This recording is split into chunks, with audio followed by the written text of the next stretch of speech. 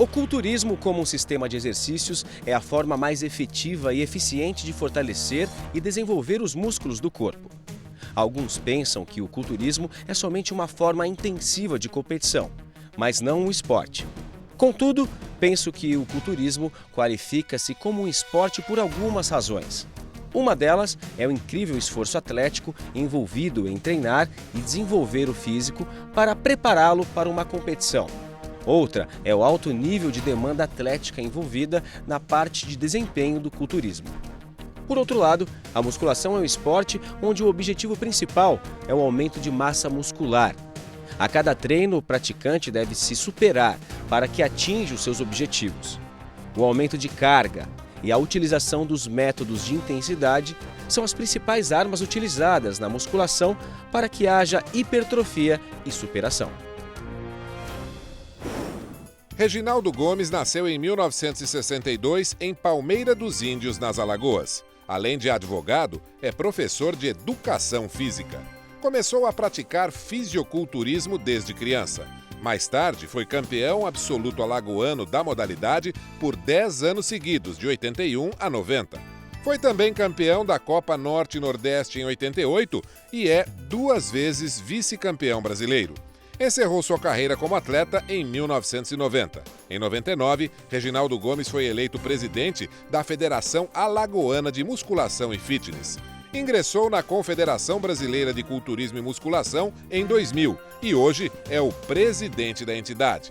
É também vice-presidente para a América do Sul da World Bodybuilding and Physique Sports Federation, ou seja, a entidade mundial desta modalidade.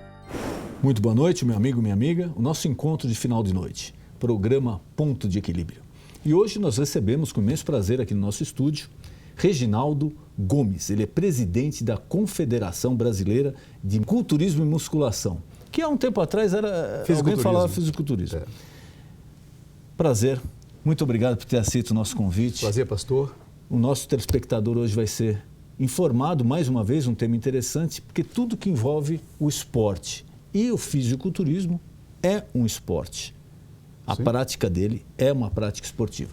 Eu queria, Reginaldo, por favor, vamos dar um briefing, né? Um relato para o nosso telespectador. O que é isso? Como surgiu no Brasil? Quem pratica? Por favor. Primeiro, meus cumprimentos para aqueles que estão nos assistindo agora. Eu os cumprimento com a paz gloriosa do Senhor Jesus Cristo. Amém? Para todos. A Confederação Brasileira envolve a prática de atividades resistidas, que é a musculação, e o fisiculturismo, porque você pode ser um praticante da modalidade, da musculação e academia, e não amealhar a possibilidade de competição, né? Então, o que é a musculação? Atividade física resistida, ou seja, com pesos, né? E você pode ser um competidor ou não. Então, quando você decide melhorar a sua performance, então você entra no rendimento e entra na competição. Aí você trata como fisiculturismo. Eu sempre digo que a musculação é a mãe de todos os esportes. Isso é verdadeiro. Não se pensava até alguns anos atrás que um maratonista fosse fazer a musculação para um melhor desempenho, né? Ter um rendimento melhor nas suas competições. E até muitos falam de prevenção de distensão muscular, de atrofias. Sim, o senhor me lembrou agora um fato interessante. Outro dia eu vi o nosso apóstolo comentando que ao subir, né, o monte, ele teve dores no joelho, né? Dores e tal. Acredito que nesse caso aí vem esses problemas de evitar esses traumas. Se ele fortalecer o quadríceps e os tibiais, quer dizer, aquela musculatura que envolve a coxa, certamente ele vai possibilitar subir ao monte mais vezes, certo, apóstolo? Com mais chance de não ter essas dores, essas coisas. Isso aí vai evitar essas lesões, porque você vai fortalecer aquela região, né? Vai evitar o impacto sobre os ligamentos, sobre a articulação do joelho, nesse caso do apóstolo. No caso, as pessoas procuram, pelo menos pelo que a gente entende do assunto, que a gente escuta, as pessoas às vezes procuram mais isso por uma parte estética, né? Olha, eu quero ficar com um bíceps mais definido, um peitoral mais bonito, quero ter uma barriga tanquinho, enxuta, etc. Ainda a maioria das pessoas que procuram ver, eles encaram só no efeito estético ou procuram também pela saúde? Pastor, o meu esporte, eu digo sempre, o meu esporte ele se embasa eminentemente na saúde. embora somos taxados por alguns como... Eu também sou fisiculturista, né? Eu sou um presidente, mas antes passei por um caminho, todo um caminho. Fui fisiculturista, fui presidente de federação, depois vice-presidente da confederação e agora presidente da Confederação Brasileira e vice-presidente mundial para a entidade, para a América do Sul. Veja, então, a musculação, ela serve, sim, para corrigir, né? Quer dizer, alguns problemas físicos, né? Para melhorar a performance individual e não necessariamente somente para a competição, como eu acabei de dizer, ele dá saúde. Ou seja, outro dia perguntaram para mim, por exemplo, a musculação é boa para as pessoas idosas? A musculação é boa para jovens a partir de que idade? Então, já temos trabalhos desenvolvidos por um pesquisador da musculação, o Dr. José Maria Santarém, que ele já mostra claramente no seu trabalho de que a musculação é muito boa para a fase onde você precisa utilizar o fortalecimento dos músculos, ou seja, na melhor idade. Porque a partir de 40 anos de idade, os homens sofrem uma queda androgênica de 1% ao ano. Da massa muscular. Essa queda androgênica, que é uma queda hormonal, né, diminui a massa muscular. Então você começa a ter um volume muscular da coxa menor, dos glúteos menor, dos braços menor, do pescoço. Por quê? Porque houve uma queda androgênica. E você não praticando atividade física, resistir à musculação, você tende a ter o quê? Um enfraquecimento muscular e aí mais propenso a traumas quando a pessoa idosa cai, fratura membros como fêmur, outras regiões do corpo, e também na mulher. Porque a mulher também, quando atinge 40 anos de idade, começa também no processo, até um pouco antes da queda hormonal. E aí ela entra também na diminuição de massa muscular e também propenso a tombos, fraturas, e a musculação é indicada também para essa fase. Eu até recomendo mais que na fase onde você está mais jovem. O jovem precisa, todos nós precisamos da musculação. Eu digo sempre, a musculação é a mãe de todos os esportes. A orientação para quem pratica musculação é uma alimentação mais dirigida a que produto? O atleta ou a pessoa que pratica atividade física e a musculação principalmente, ele deve basear a sua alimentação em proteínas e carboidratos, né? Proteína seria carne, derivados... Isso. Geralmente de origem animal, tem também fontes vegetais muito boas, né? Tem soja, agora vai surgir agora o whey do coco, né? Enfim, tem outras fontes importantes, não só animal como vegetal. Então a proteína é construtora, né? Depois vem os carboidratos. Porque, na verdade, desculpe, mas eu achei até interessante, foi um fisioterapeuta que recentemente eu estava assistindo uma entrevista dele, ele falou, você, na prática esportiva, na musculação, você está fazendo o quê? Você está destruindo o músculo, né? E ele vai ser regenerado. Ao contrário, pelo menos eu como leigo tinha seguinte, não, quando eu estou praticando eu estou fortalecendo, e na verdade não é essa, né? Quando a célula é reposta, vem mais forte, mais volumosa, e aí esse é o sistema, o processo é esse, agregar novas células mais fortes, entendeu? Maiores. E essa alimentação favorece? Isso, a fixação da proteína no músculo, nessa célula, né? Então, proteínas, carboidratos, vitaminas, né? Sais minerais, é todo um composto, né, de nutrientes que vão possibilitar esse ganho de massa, né? O atleta normal que pratica, qual seria a alimentação, por exemplo? Como seria o café da manhã, o almoço, a janta dele, as refeições intermediárias? Pronto, nós recomendamos aí a cada 3 horas uma refeição. 3 horas? A cada 3 horas. Inclusive, muitos médicos recomendam isso até para emagrecer, né? Porque a pessoa, o organismo parece que começa a ter um metabolismo mais rápido. Mais acelerado. E come sem muita fome também, né? Isso, os volumes são menores e aí você seleciona aquilo que você pretende no seu trabalho. Então, o atleta ele tem uma fase de hipertrofia muscular, fase inicial, onde ele vai aumentar o quê? A ingesta de carbo, principalmente, proteína, e depois, no segundo momento, ele vai reduzindo isso até o pré-contest. Então, ele praticamente zera o carbo, né? Gordura, ele elimina totalmente as gorduras, né?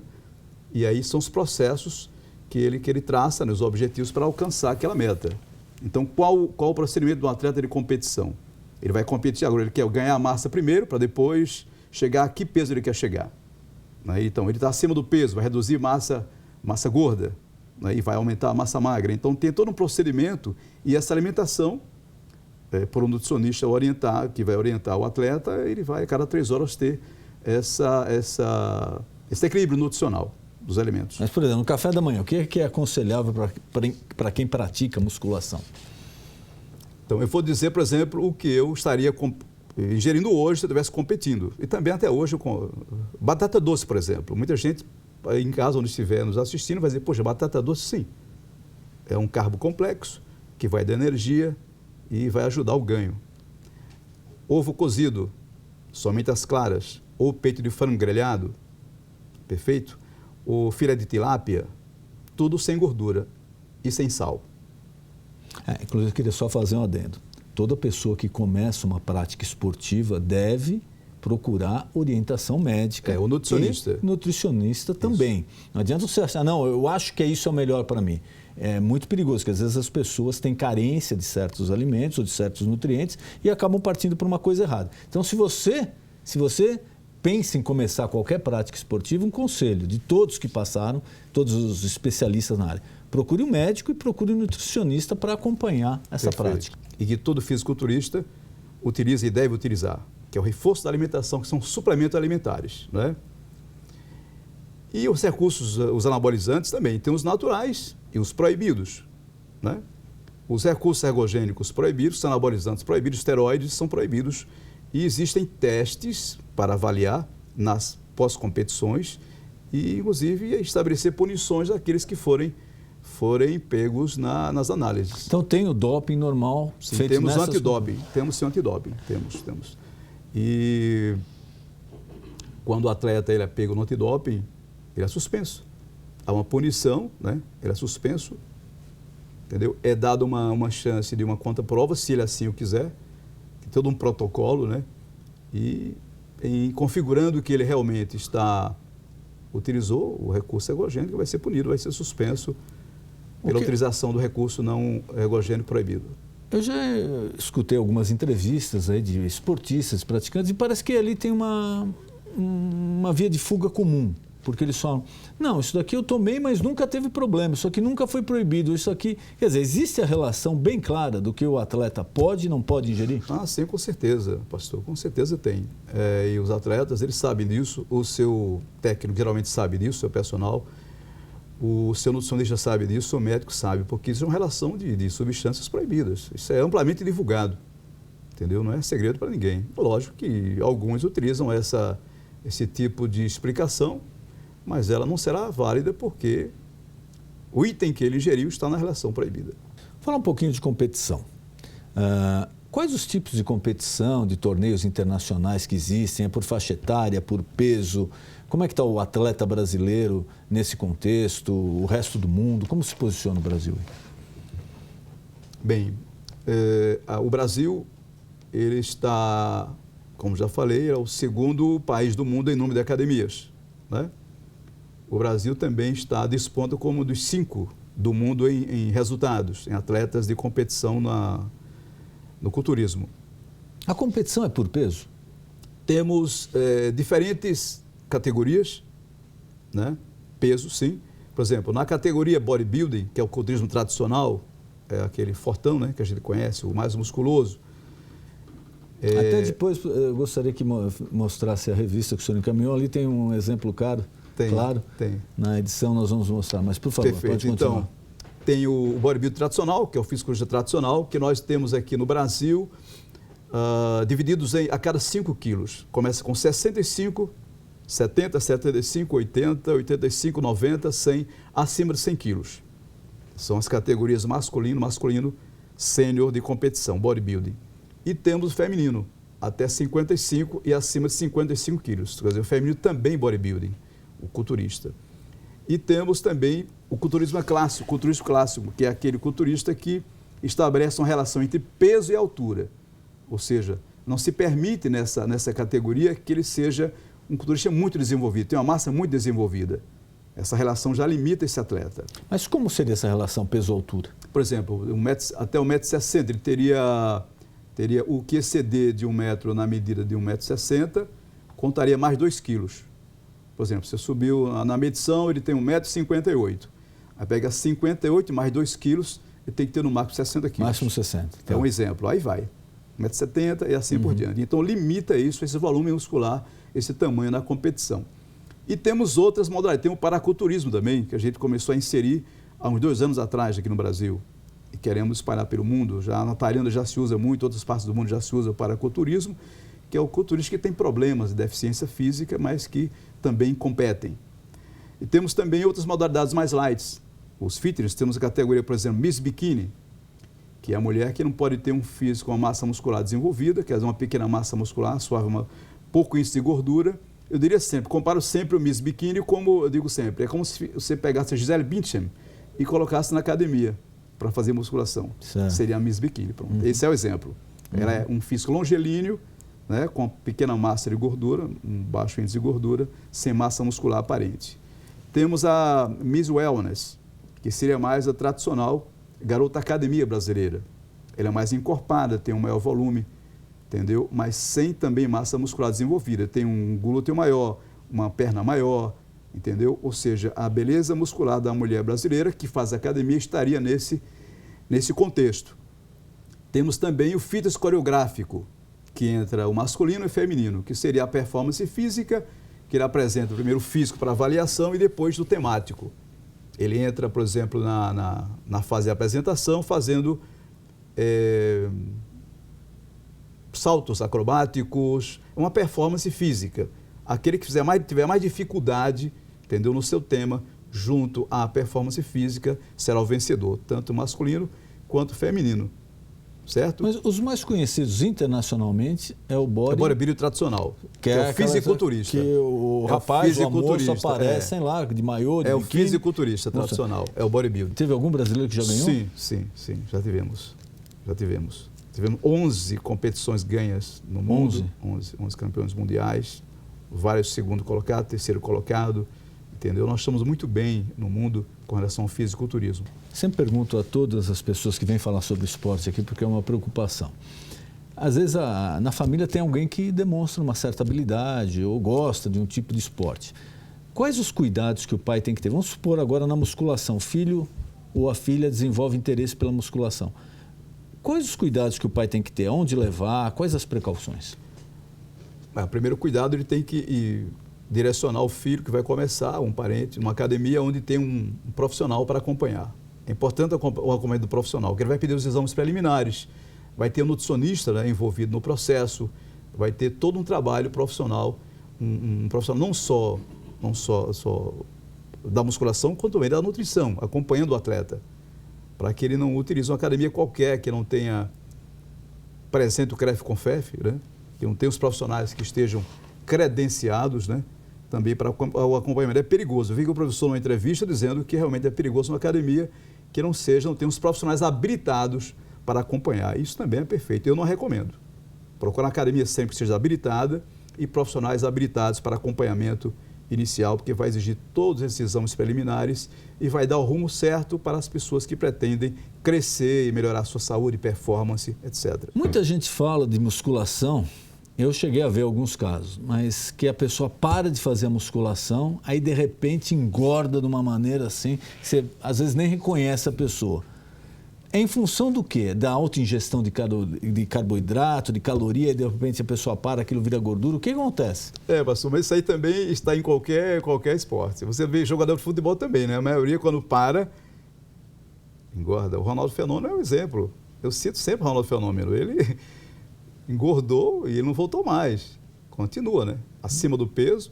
Isso ocorre em qualquer modalidade, né? Quando você tem um hábito, você tem um metabolismo acelerado, você falou agora há pouco, metabolismo, né? Isso é importante. Quando você come a cada 3 horas e você tem uma rotina de atividade física, então você deixa a rotina, passa a comer com mais espaço, passa a comer volumes maiores. Gostaria de continuar o nosso papo, mas o programa está se encerrando. Eu queria mais uma vez agradecer a tua presença, ter aceito o nosso convite, te colocar aqui à disposição algum recado que você queira passar para o nosso telespectador, alguma coisa que eu não perguntei. Por favor, fique à vontade.